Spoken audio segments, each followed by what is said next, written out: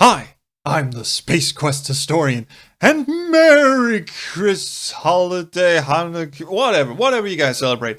I don't know. I'm not too big on the holidays myself, so I didn't dress up. Here, I can put up the hood if you want. But that's about as much holiday cheers you're gonna get out of me. What the fuck did that do to my hair? Anyway, we're back with a not at all holiday themed YAR, as in the YouTuber Adventure Roundtable video. Almost got through that. YouTube Adventure Roundtable. It's actually YouTuber Adventure Roundtable video. Now, it's not that Christmas themed because we came up with this idea late November and, stuff. So here it is. Anyway, today we are talking about, well, riffing, really. Riffing about our favorite MacGyver moment.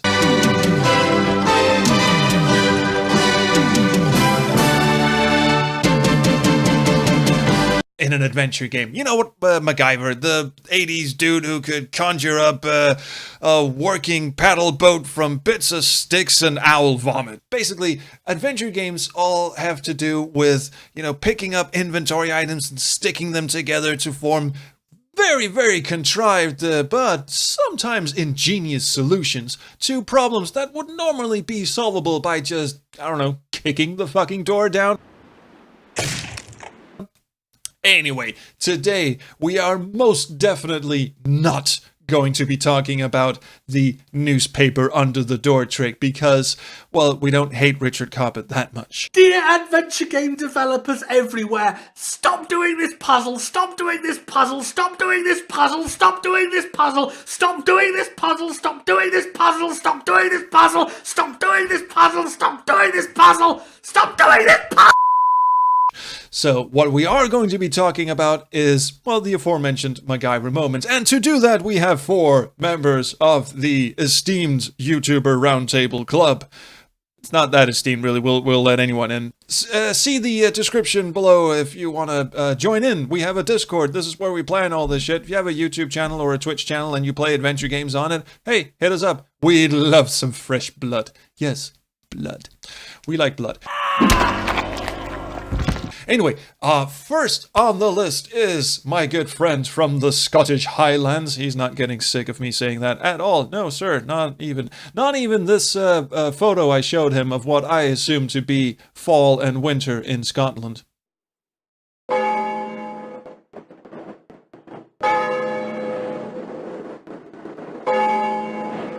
He thinks it's funny every time. Anyway, this is my friend Ikifu with a couple of classic runners-ups. It's a pretty rare thing that an adventure game lets you play as a titan of flesh, so most of the genre's protagonists are reliant on their wits, ingenuity, and more often than not their own dumb luck. I'm just gonna say it, Roger Wilco should not have survived 6 games unless he's some kind of golem made of horseshoes. Anyway, this tenacious tendency towards timid travellers leads to many a situation where you have to rub items together to make plot happen, and sometimes it gets weird. The choice that springs to mind first is when Guybrush finally finds a use for that rubber chicken with a pulley in the middle during The Secret of Monkey Island. I mean, nowadays it's about the only thing I associate with a rubber chicken. I'm a cat person, sue my balls, but it must have seemed really novel back then. Unless everyone uses them to navigate rope bridges and my country's just weird. This example is a bit too mainstream though. I don't need it to be some guy levels of obscure, but it's a bit too simple. Another example I recalled was from the actual shitting Orion conspiracy. Can't get away from this game. Hopefully I won't have to see it for a while. No stranger to moon logic, this game contains a sequence where you'll use a fire extinguisher to freeze a rat so you can drop it in a curry to distract a guy so you can raid his pantry and steal a pie you made so you can give it to this other guy to get some information. And you don't even get an anticlimactic yet hilarious one-liner at the end of it. Okay, I think I've got it. It's by no means obscure, but I can justify this, bear with me. In Dave the Tentacle, bear with me here. In Dave the Tentacle, we have a situation where the future is a dystopia ruled by the titular tentacles and one of our protagonists can't walk around freely. What do? Well, you steal a medical diagram of a tentacle which you flush back in time so you can use it as a pattern for the American flag, then have someone in the present grab a crank and send that into the future so your new weirdo flag can be retrieved and used as the most successful worst disguise in history. In the wide world of adventure gamery, this isn't even the worst offender in terms of MacGyvering or moon logicking, but there's something that pushes this one over the edge, that makes it extra memorable. Ending spoilers for Day of the Tentacle, by the way. After the day is saved, history has been restored, and everything is back to normal, the last thing the game shows you is this. Yes, you've permanently altered the US flag and nae cunt has a clue. Well, 3 cunts have a clue. 3 cunts who couldn't figure out they were stuck in one set of clothing. Okay, at this point I'm just making up for the fact I forgot to say cunt in the cuntiest NPCs video, cunt. Okay, bye. Thank you, Iggy. Well, Iggy, anything that has to, Day of the Tentacle, one of the best games ever. And yes, it's got some pretty weird inventory puzzles in it, but the flag thing, definitely number one. Next up is our good friend, our Twitch streaming compatriot, Papaya Chemist. She asked on Discord if she could take this in sort of a dark twist turn. She's not usually the dark twisty turny kind of gal, but we said, hell, sure. I mean, we swear a lot, so we wouldn't mind some blood and guts while you're at it. So here is Papaya Chemist in an uncharacteristically gory mood. Hello, I am Papaya Chemist, and I'm a Twitch streamer, hence my slightly unorthodox video format in contrast to all these fine YouTubers. Deal with it. Before I get to my real answer to the question of greatest MacGyver moment, I'd like to give an extremely honorable mention to the bizarre rubber ducky clamp contraption that April Ryan has to construct in The Longest Journey in order to get a key off of some train tracks or something. I don't even remember all the pieces that go into making this thing. It involves an inflatable pool toy, a gold ring, a clamp, and probably a bunch of other crap. And it's ridiculous and kind of an infamously insane puzzle in the history of adventure games. The only reason I'm not focusing specifically on it is that I have so far been unable to get The Longest Journey to play nice with OBS, so I can't provide any footage of constructing this device or showing how it's supposed to work. Which is extremely unfortunate, because really, it's a thing of beauty. So, speaking of things of beauty, instead, my pick goes to a considerably less, shall we say, whimsical piece of equipment from the cat lady. Now, what I'm about to show you will contain some extremely gruesome and unpleasant imagery, so please do proceed with caution, and I encourage you to skip this segment if you feel it necessary to do so. I promise that nobody's going to think less of you for it. Seriously, it's gross. With that said, let's continue. In Chapter 2 of The Cat Lady, the protagonist, Susan Ashworth here, finds herself confined in the basement of a hospital.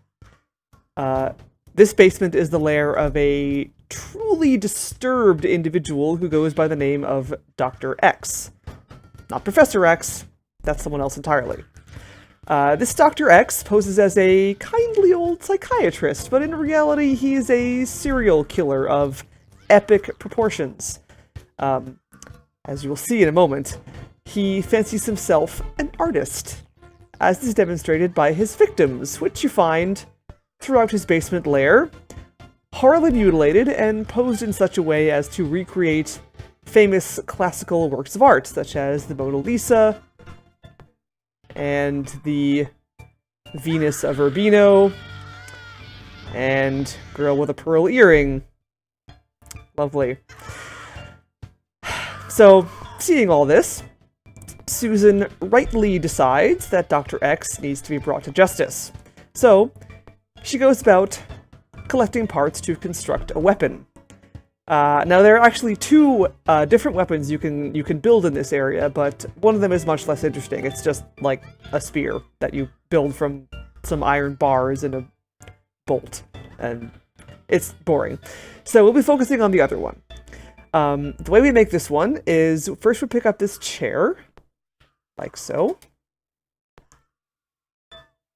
And it falls apart in our hands, but we keep the chair leg. Then Then we go into this room here. And you see that? Oh, okay. There's a saw blade. It's back here. It's very hard to see because it's dark, but let me grab it. Let me try that again. You only have a couple seconds to grab it before the light goes out. So, grab that saw blade. Ah! I did it wrong. Sorry. I'm not going to edit this because... There we go. So you only have a few seconds to grab that circular saw blade before the light fizzles out. Pro tip, don't go groping around for saw blades in dark rooms, kids. Oh, it actually... Oh, I actually didn't know there was a timing thing. I didn't know it came back on. Haha, silly me. I just made it harder for myself. Oh well. Anyway, then we go over here to the right and snag this baby doll head from this extremely disgusting lady with an ermine replica here. Baby doll head. Lovely. So, with all of these bits in our possession, we then mosey on over to this workroom here and use the workbench to construct, or to put all these pieces together. Oops. Put all the pieces together, starting with the chair leg, and then we jam the saw blade on there. And fasten it all together with a baby doll head. Like so. And now we have what is probably the most unnecessarily horrific looking mace I've ever seen. But it will do the trick, so once we've done that, with our new weapon in hand, we mosey on over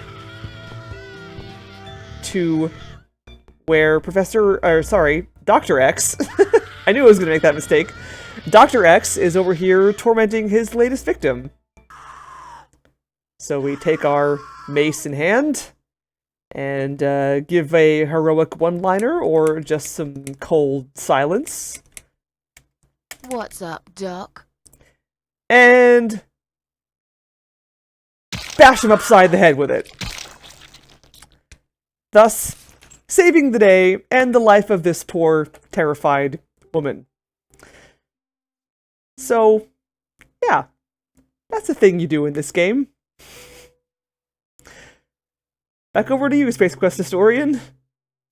Ah, yes, the cat lady. There was some sick and twisted ideas in that game, and I loved it to bits. Even with its kind of weird controls and, the story, the plot was just fantastic. I love that bit in the cellar, by the way, that you could come up with a one-liner before you bash the dude's head in. Anyway, I am getting really off track here. Next up, we've got my friend Some Guy, who, in true characteristic form, brings us to the obscure lands of obscurity with his pick. So apparently for this YouTuber Roundtable, I need to come up with the most MacGyver moment in an adventure game, which is slightly problematic because I've never seen an episode of MacGyver, so I had to rely on the Wikipedia page, which leads me to believe that the dude from Stargate used to do stuff with paper clips and all that nonsense.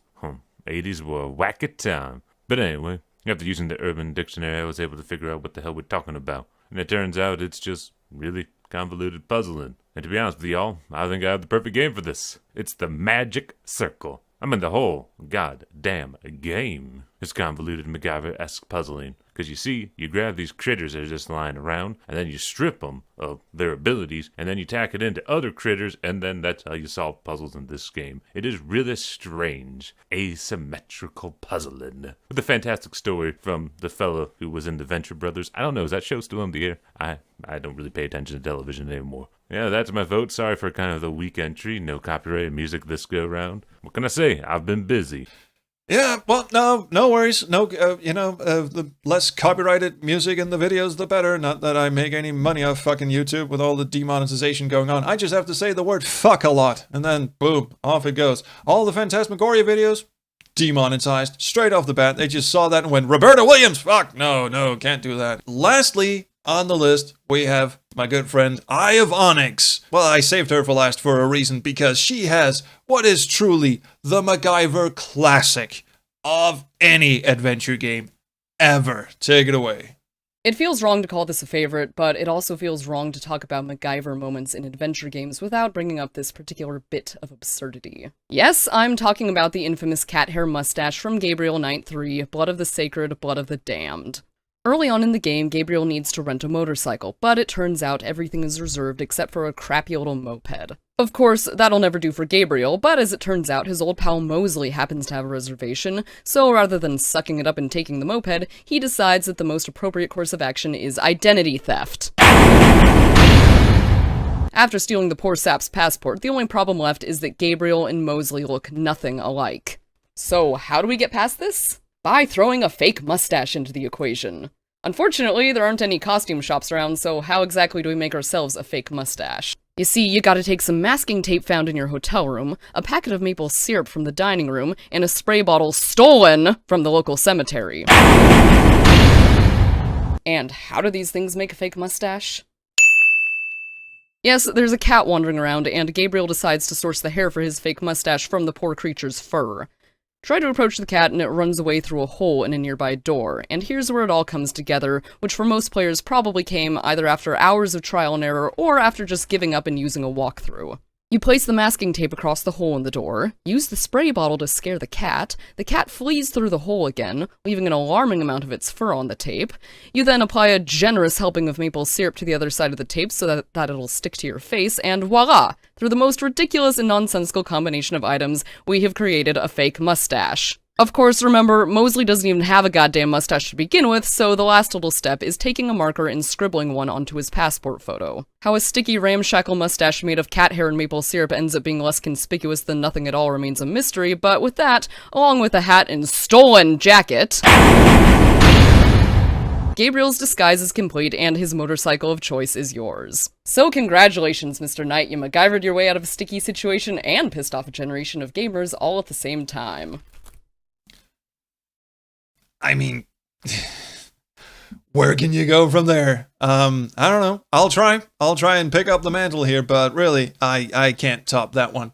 I think, if you're looking for my pick, it would have to be, there's this scene in Beneath the Steel Sky where you combine an anchor with a piece of rope and then you make a grappling. Why do I keep bringing up Beneath the Steel Sky? I should stop doing that. I can't bring up Beneath the Steel Sky in every one of these.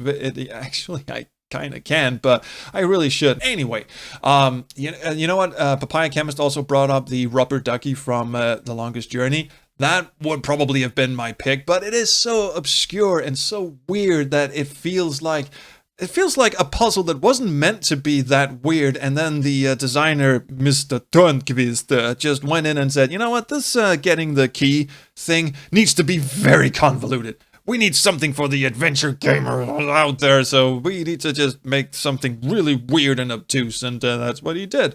So it seems more like an accidental MacGyver than a true MacGyver. I don't think April would have... Yeah, she doesn't strike me as the person who would use a sewer rubber ducky thing to pick up a key that's inexplicably lying around a subway station. I think I would go for one that seems in character, like really in character. And for that, I will have to turn to a character that is no stranger from the Yar videos, and that would be Mr. Tex Murphy, yes. Because in Under a Killing Moon, you break into this criminal mastermind's apartment. Eddie Ching is the name. Yes, you break into Eddie Ching's penthouse, and Eddie Ching has this security grid all over his apartment. His, as you are meant to assume. Anyway, there's a gender thing, but that's kind of a spoiler, actually. Anyway, Eddie, good old Eddie, has the apartment flooded with a security grid, and you have to turn it off. Now, you go into the hallway, and the switch is right on the other side of the hallway, far, far away. So, first of all, you have to sort of throw this switch to make the panel drop. And behind the panel is a button that you have to press. So first of all, you get this toy little circle thing, this little donut thing, and you fill it with water to weigh it down, and then you lob it across through the grid masterfully until it hits the switch, pops the panel down, and that just makes the button appear. So now you have to get the button out of the way. So you pick up this toy crossbow thing, and you arm it. Oh, of course, the crossbow and the arrow are in two separate places. They're in two separate parts of the game world. So, and then you take careful aim and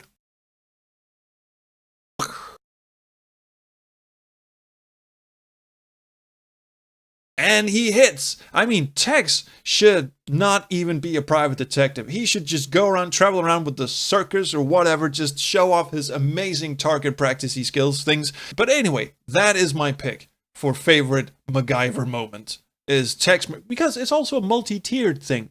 I mean, first you make the button appear, then you shoot the button. And I just want to commend the game for not making me actually throw it and actually aim the thing, because that's sort of arcadey bullshit where you get a little gun like that and you have to aim and shoot something. Never been much into it.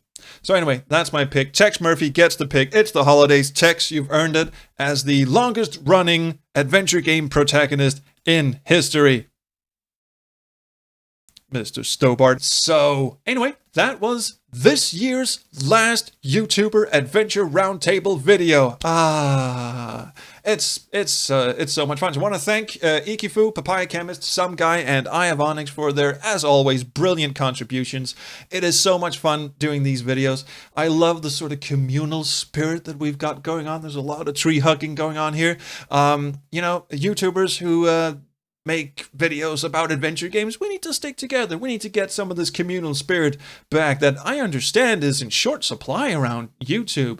I don't get that. I love making videos with my friends. I love doing co-commentary videos, and I love smacking my mic around for some reason. It's the holidays. I get to do it. And I love making these YouTuber Adventure Roundtable videos, because not only do I get to brainstorm with my YouTuber buddies and shit, but I also get to, point you lovely people to watch their channels. They do the Lord's work indeed. Ikifu does great adventure game reviews. Papaya Chemist streams some awesome games on her Twitch channel. Some Guy does overanalyzed adventures where he just goes through and nitpicks every detail of a game. It's so much super fun. And I Have Onyx just plays a bunch of cool games, adventure games, indie games, even big AAA titles. She's all over the place. So go and check out these four people. They're lovely. And of course, leave us a comment here. Do like and subscribe and whatever you do to this channel, but do go and have a like and subscribe on these guys' channel as well. Do leave us a comment here, because of course we love the comments so very, very, very much. Call it our Christmas present. Leave us a comment as a Christmas present, which would be weird. But at any rate, thank you for watching, and I will see you around the Christmas tree.